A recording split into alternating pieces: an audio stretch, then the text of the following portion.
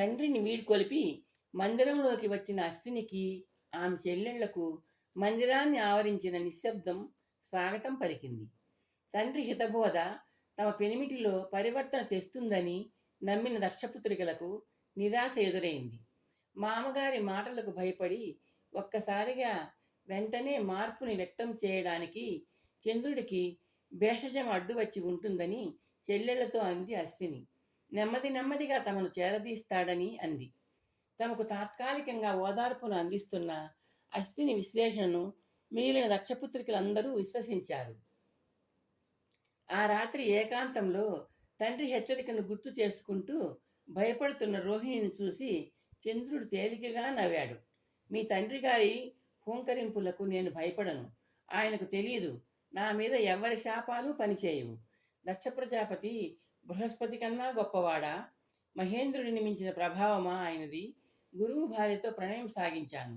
నన్ను పోలిన అందగాన్ని పుత్రుడిగా పొందాను. అంత జరిగినా ఆ బృహస్పతి నన్ను ఎందుకు శపించలేదు? ఆయనను ఆడుకున్న ఇంద్రుడు ఎందుకు నన్ను శపించలేదు? సగర్వంగా అంటూ ఆగి సమాధానం చెప్పమన్నట్టు రోహిణి వైపు చూశాడు. ఎందుకు శపించలేదు స్వామి? సమాధానంగా ప్రశ్న సంధించింది రోహిణి. చంద్రుడు నవ్వాడు. ఆ నవ్వు అహంకారంతో పదునెక్కింది. అనసూయ అత్రి దంపతుల అనుంగుపుత్రుడనైనా నీ అందాల చంద్రుడి మీద అన్యుల శాపాల ప్రభావం చూపవు. అయితే నా ముగ్గురు అక్కలు 23 చెల్లెళ్ళు అంటూ ఏదో చెప్పబోయిన రోహిణి, ఆ సోదరీ బృందం అలా పడి ఉంటారు. చంద్రుడు నిష్కర్షగా అన్నాడు. ఈ చంద్రుడు రోహిణీ ప్రియుడు, రోహిణీ దాసుడు, రోహిణీ నాథుడు. ఆ దక్షపుత్రికలుగానే ఉంటారు. చంద్రపత్నులు కాలేరు.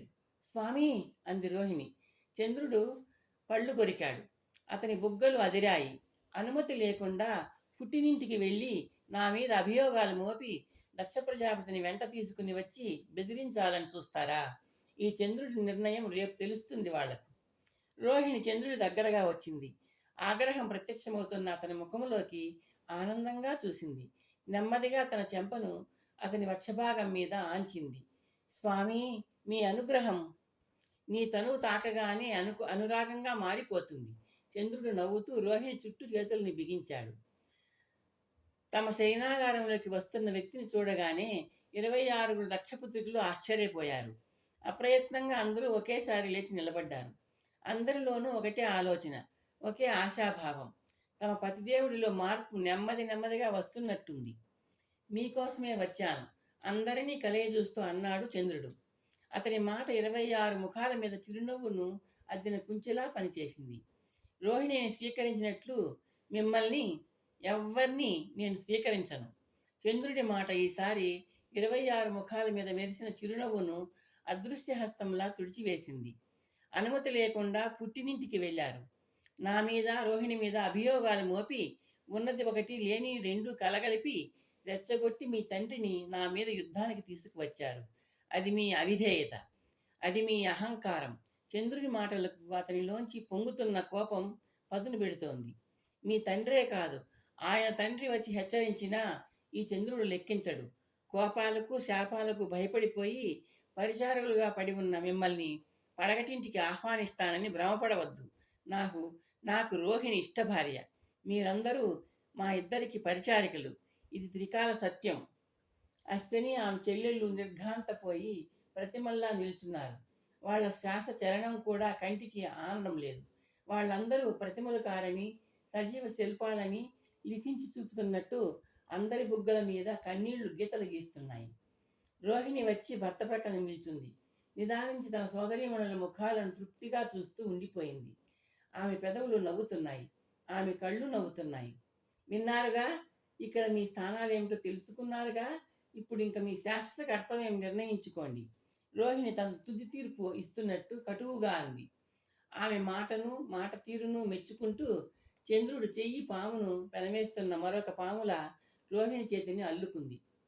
సోదరి మాటలు విన్న దక్షపుత్రికల కళ్ళు క్షణంలో ఎర్రబడ్డాయి. అందాక జారిన అశ్రుధారాల్ని ఆర్పివేయడానికి ఆవిర్భవించిన నిప్పు కణాల్లా ఉన్నాయి ఆ కళ్ళు. ఏమిటా చేతగాని మౌనం? ఈ మందిరానికి మహారాణి చెప్పిందిగా, ఏం చేయాలో నిర్ణయించండి. పరిచారకులుగా ఉండటానికి ఇష్టపడితే ఎవరెవరు ఏ గృహకృత్యాలు చేయాలో రోహిణి వివరిస్తుంది. చంద్రుడి మాటలలో నిర్దయ స్పష్టంగా ధ్వనించింది. ప్రతిమల్లా ఉండిపోయిన దక్షపుత్రికలలో మొట్టమొదట అశ్వినికి చలనం వచ్చింది. ఆమె ద్వారం వైపు అడుగులు వేసింది. ఆ అడుగుల సవడిలో నిర్ణయం ధ్వనిస్తోంది. చెల్లెళ్ళు ఆమె వెంటే నడిచారు. ఏమిటా అహంకారం? ఎవరి పని ఏమిటో తెలుసుకోరా? రోహిణి గద్దించింది వాళ్ళ వైపు తిరిగి చూస్తూ. మందిర ముఖద్వారం వైపు గుంపులుగా వెళుతున్న దక్షపుత్రికలను చంద్రుడు కళ్ళు చిట్లించి చూస్తున్నాడు. రోహిణి అతని చేతిని పట్టుకుని నడుస్తోంది. అశ్విని ఆమె చెల్లెళ్ళు మందిర ముఖద్వారం దాటి దూరంగా వెళ్ళిపోతున్నారు. ముఖద్వారం వద్ద జంటగా నిలబడి రోహిణి చంద్రుడు చిరునవ్వుతో వాళ్ళనే చూస్తున్నారు. చంద్రుడు తల తిప్పి రోహిణి కళ్ళలోకి చూశాడు. ఉద్వాసన చక్కగా చెప్పావు. ఈ క్షణం నుండి మందిరంలోని ఏకాంతము మనవే. ఉద్వాసనకు ఊపిరి పోసిందెవరు? రోహిణి చిలిపిగా నవ్వుతూ చంద్రుడి ముందుకు జరిగింది. ఆమె తల వెనుక భాగం చంద్రుని ఎద మీద ఆనింది. ఆమె చేతులు రెండు తీగల్లా పైకి లేచి అతని మెడ చుట్టూ కైదండగా మారాయి. చంద్రుడి చేతులు రెండు రోహిణి సన్నటి నడుమును కొలత వేస్తున్నాయి. దక్షపుత్రికలు మలుపు తిరిగి ఆ ఇద్దరి చూపులకు అందకుండా అంతర్ధానమయ్యారు. మందిరంలోని ఏకాంతము తమవే అంటూ రోహిణి చంద్రుల్ని ఉయ్యాలలోపిన ఉల్లాసం ఎక్కువ రోజులు నిలవలేదు.